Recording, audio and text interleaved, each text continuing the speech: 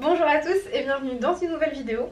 Alors si vous êtes tout nouveau sur ma chaîne, je m'appelle Bérangère et je suis derrière le nom Couture et Paillettes sur les réseaux sociaux, sur le blog et du coup sur cette chaîne YouTube. Aujourd'hui on va coudre ensemble la robe Magnolia de Direndo. Cette robe Magnolia, je pense qu'elle est assez connue, c'est un des modèles les plus aimés je pense de la marque. Et aujourd'hui on va le coudre ensemble. Pour découper mon patron, j'ai fait quelques petites modifications et je vous mets ici dans la petite barre d'infos qui va s'afficher 2 vidéos qui vont vous permettre donc de découper la Magnolia à votre taille et de 2 d'effectuer un SBA ou FBA, ce qui est fortement utile puisqu'elle est cache-cœur, elle a la découpe princesse, il faut vraiment qu'elle soit bien ajustée au niveau des cuisses. Pour réaliser ma Magnolia, j'ai utilisé ce tissu donc qui est le Posy Blue de chez Atelier Brunette. Et je sais pas si vous le verrez bien à la caméra, mais en fait il est assez transparent. Donc j'ai entièrement doublé ma robe Magnolia. Donc j'ai doublé le buste, j'ai doublé les jupes et je vous montre tout ça dans la vidéo. Donc bien sûr vous n'êtes pas obligé de réaliser la robe Magnolia entièrement doublée, mais si vous savez faire la robe Magnolia doublée, vous savez faire la robe Magnolia sans aucune doublure. Je vous laisse tout de suite avec les images. Pour pouvoir réaliser la Magnolia, vous aurez besoin du patron, d'un tissu pour la doublure, d'un tissu pour l'extérieur, d'un peu de biais pour l'encolure et d'un zip invisible pour fermer la robe. Si vous voulez la doubler entièrement comme moi, vous n'aurez pas besoin de doubler les pièces qui servent à nouer la ceinture, ni les manches et encore moins les poches, puisque moi j'ai rajouté des poches sur ma robe.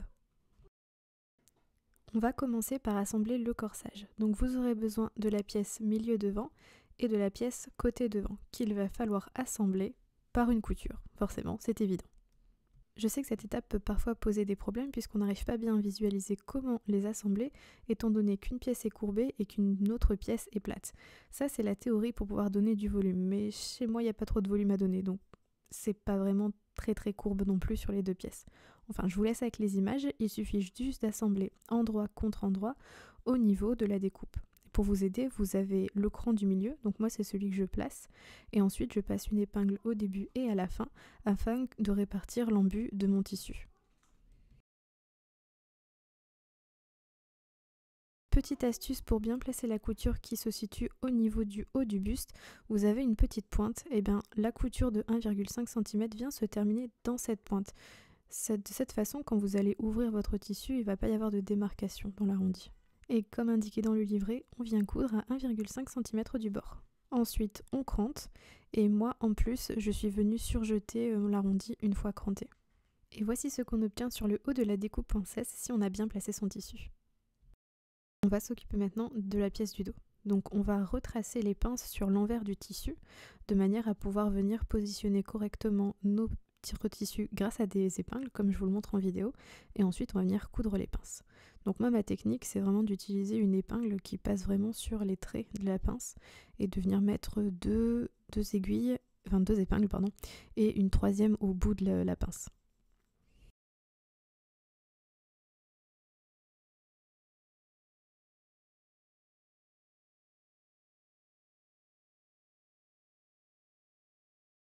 Lorsque j'ai bien placé ma pince, je viens coudre sur le trait que j'ai tracé sur mon tissu.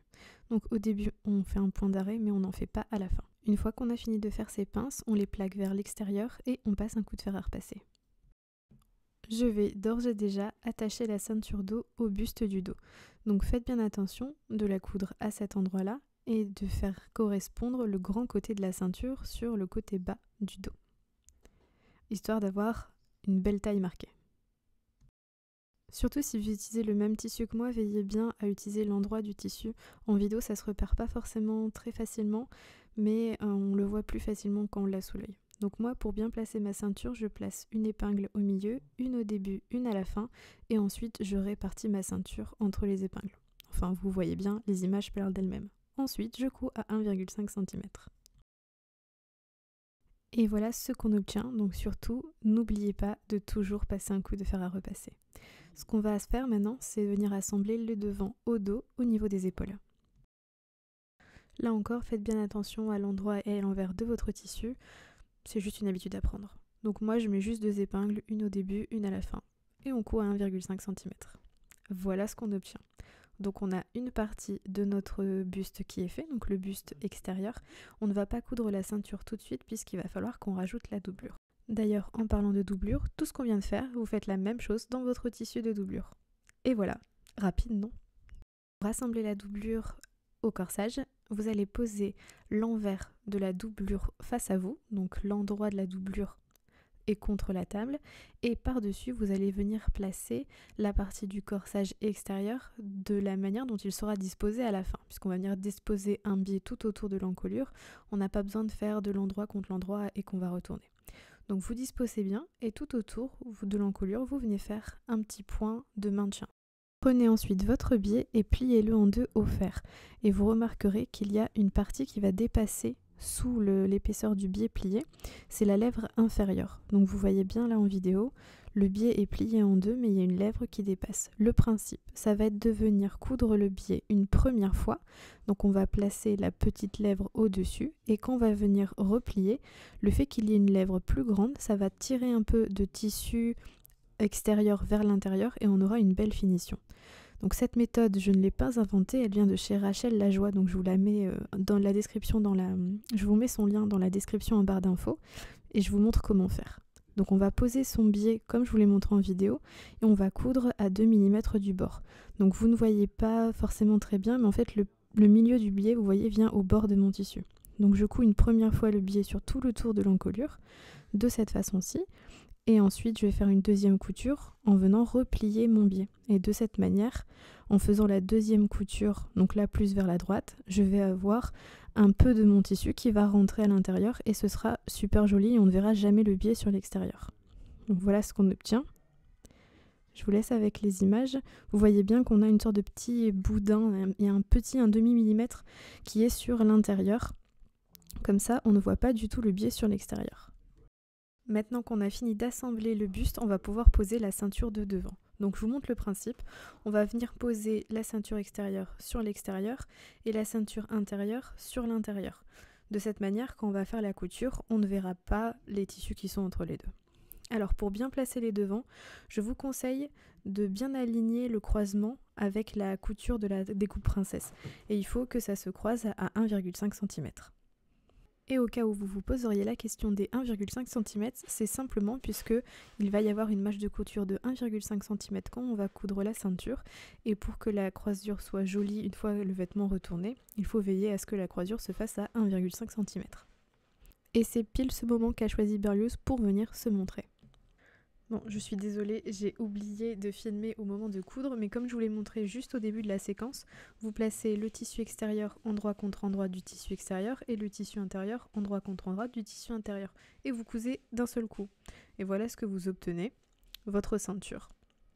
Donc veillez bien à ce que la croisure se fasse au bon niveau et vous pouvez maintenant repasser correctement. Donc vous voyez bien sur l'intérieur comme sur l'extérieur, on ne voit pas le reste du tissu, tout est pris en sandwich. Moi je vous conseille de surjeter ce sandwich là même si c'est pris dans la couture. Et surtout, repassez bien. On va passer maintenant au lien à nouer pour resserrer la robe au niveau de la taille. Donc vous avez des rectangles à positionner endroit contre endroit et à coudre sur les deux grands côtés plus un petit côté. Donc, le petit côté va rester ouvert de manière à pouvoir être retourné par la suite. Et il faut le faire 2 fois. Bon, là encore, Berlioz est venu m'aider, mais je vous avoue qu'il n'est pas d'une très très grande aide. Donc comme vous le voyez, les liens à nouer, je les ai surjetés tout au bord et j'utilise une aiguille à tricoter pour pouvoir retourner plus facilement les angles.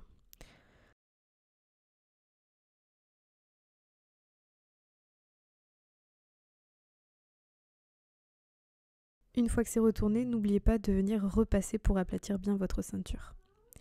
Et voilà, moi d'un côté j'ai surjeté, donc le côté qui était ouvert, et c'est le côté qui va se retrouver sur le buste. Vous voyez, ce côté-là.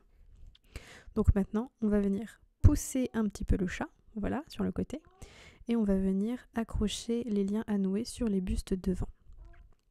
Donc il va falloir venir le placer au niveau de la ceinture tout en haut, donc couture contre couture, et ça ne va pas descendre dans le bas puisqu'il y aura la couture du bas des jupes. Donc vous le placez comme ceci, le long de votre couture, et vous venez faire un petit point à moins de 1,5 cm de la marge.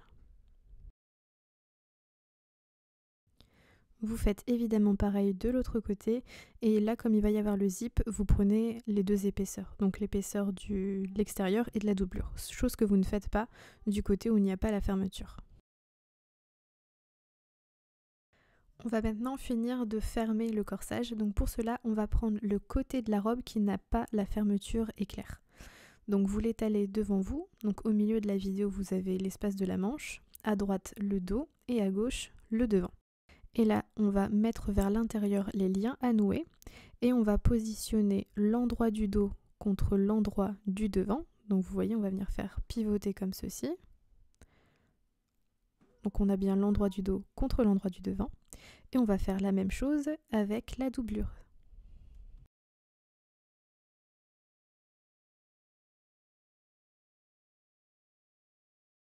Et au moment d'épingler, faites bien attention de mettre face à face les ceintures. Et vous voyez, pour épingler, j'utilise toujours la même technique, c'est-à-dire que je mets une épingle au début, une à la fin et une au milieu, et ensuite je répartis entre les deux. Maintenant, on coud à 1,5 cm. Je vous laisse apprécier quand vous allez retourner. Donc sur l'extérieur, on a bien notre couture, et sur l'intérieur, mettez bien la doublure comme il faut, vous avez également la même chose. Donc on ne voit pas l'intérieur, puisqu'elle est prise en sandwich dans cette couture. On passe maintenant aux jupes. Donc pour chaque jupe devant et dos, vous avez 2 pièces extérieures et une pièce pour le milieu. Il n'y a rien de très compliqué, on va assembler sur chaque côté de la pièce milieu une pièce extérieure. Donc vous positionnez endroit contre endroit et on vient réaliser les coutures à 1,5 cm. Vous avez des petits repères pour vous aider, pour distinguer les milieux des côtés, et il suffit juste de suivre le patron et d'assembler. Une fois que vous aurez cousu et repassé, vous pourrez obtenir votre devant de jupe et votre dos. N'oubliez pas, il faut le réaliser 2 fois puisqu'on a un dos, mais aussi pour la doublure. J'ai également placé mes poches à 12 cm du haut de la jupe, donc j'ai réutilisé les poches de la Chardon et je les ai coutues sur les côtés, donc sur les jupes dos et sur les jupes devant. Faites attention, pour distinguer la jupe dos de la jupe devant, la jupe dos est plus courte que la jupe devant. Donc vous allez positionner endroit contre endroit vos 2 jupes, et si vous faites comme moi, vous faites comme ça pour avoir des poches. Sinon, vous cousez tout droit. Pour assembler les jupes au buste, on va faire la même chose que lorsqu'on a assemblé la ceinture au buste du haut. Donc vous avez votre ceinture qui est cousue et votre buste qui est fermé d'un côté. Donc ce qu'on va faire, c'est le déplier entièrement. Moi, je vais un peu dézoomer pour qu'on voit mieux. Voilà. Et on va commencer par épingler la jupe extérieure à la ceinture extérieure. Je vous conseille d'épingler au début, comme ça vous êtes sûr que vos tissus soient bien alignés. Vous faites pareil à la fin, comme ça ils sont bien alignés aussi. Et pour bien aligner la jupe dos et la jupe devant, vous placez une épingle au niveau de la couture dos devant. Ensuite, il suffit de bien répartir la ceinture, et si vous alignez correctement, en fait les pinces du dos sont alignées avec les coutures des jupes dos et les découpes princesses du buste devant sont alignées avec les coutures du devant. Une fois que j'ai fini d'épingler la jupe extérieure, je viens épingler la jupe doublure. Et la petite astuce, on va coudre en commençant et en terminant à 3 cm du bord. Donc toujours une marge de 1,5 cm, mais on commence et on termine à 3 cm du bord. C'est ma petite astuce pour la pose du zip. Mais sinon, en attendant, ouvrez votre robe et admirez le résultat. On ne voit aucune couture intérieure. C'est pas très joli ça? On s'attaque maintenant à la partie la plus touchy du tuto, c'est la pose du zip invisible. Alors, comme je me suis ajouté des poches à ma robe, je me suis aussi rajouté une difficulté supplémentaire puisque je ne peux pas coudre ma doublure de jupe sur le zip.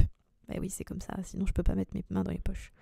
Donc du coup, on va coudre le zip sur les 2 épaisseurs doublure plus tissu extérieur du buste, mais sur la partie jupe, on va ne le coudre que sur la partie du tissu extérieur. C'est pour ça que je vous ai dit de commencer à 3 cm. On peut ainsi replier la partie doublure à l'intérieur et ainsi ne pas la prendre dans la couture. Donc pour coudre un zip invisible, ce n'est pas dans cette vidéo que vous l'apprendrez, je pourrais peut-être vous faire une vidéo si ça vous intéresse, mais je vous laisse vous référer à votre machine à coudre pour savoir les réglages à utiliser, les pieds, etc. Mais comme je vous le montre dans la vidéo, mon zip invisible au niveau du buste, je le couds sur la robe et sa doublure, mais au niveau des jupes, je ne le couds que sur la partie extérieure. D'ailleurs, la petite épingle que je mets là, c'est pour accrocher ma doublure et être sûr que je ne la coupe pas. Bon, bah maintenant il ne reste plus qu'à coudre le zip invisible des 2 côtés. Et avant de coudre, vérifiez bien que vous cousez votre fermeture uniquement sur la partie extérieure de la jupe. Bon, eh bien j'ai pas bâti et on voit que c'est un foirage total puisque mes coutures ne sont pas alignées. Bon, bah voilà, je vous cache rien, ça arrive même au meilleur. Donc on va fermer les jupes. Alors pour cela, on va prendre le tissu extérieur et poser-le endroit contre endroit. Donc endroit de la jupe d'eau contre l'endroit de la jupe devant. Et vous allez venir fermer cette couture une première fois. Et pour la doublure, c'est pareil. Sauf que, comme vous allez le voir, pour la doublure, il va falloir la faire dans l'autre sens. C'est-à-dire que tout à l'heure, j'ai positionné ma jupe à droite et là, la doublure, elle est à gauche sur la vidéo. Bon, en vidéo, comme ça vous parle pas trop, mais quand vous l'aurez dans les mains, vous pourrez pas vous tromper. Et du coup, le bas de mon zip invisible est caché entre les deux épaisseurs. Dernière étape, les manches. Donc on va venir les fermer endroit contre endroit avant de les coudre autour de l'emmanchure. Et pour coudre les manches autour de l'emmanchure, ce n'est pas très compliqué, enfin, ça n'a rien d'extraordinaire sur un autre patron. On positionne endroit contre endroit, et moi je positionne d'abord une épingle au niveau du croisement sous le bras, puis une épingle au niveau de la tête de manche, enfin au niveau des repères, puis je répartis avec mes doigts, et moi je mets beaucoup d'épingles. La présence d'un contremaître poilu n'est pas indispensable pour réaliser cette étape, néanmoins, si vous souhaitez vous rajouter du temps, eh bien vous pouvez en prendre un parce que vous allez passer du temps à les caresser ces petites bêtes-là.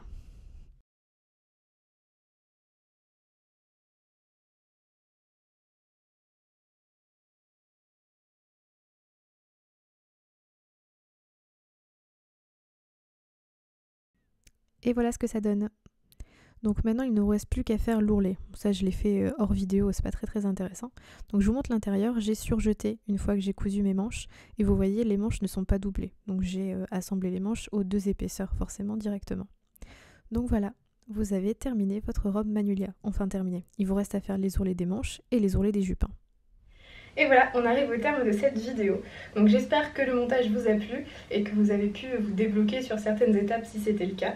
En tout cas, n'hésitez pas à vous abonner à la chaîne et à activer la cloche de notification pour recevoir une notification lorsque la prochaine vidéo sortira.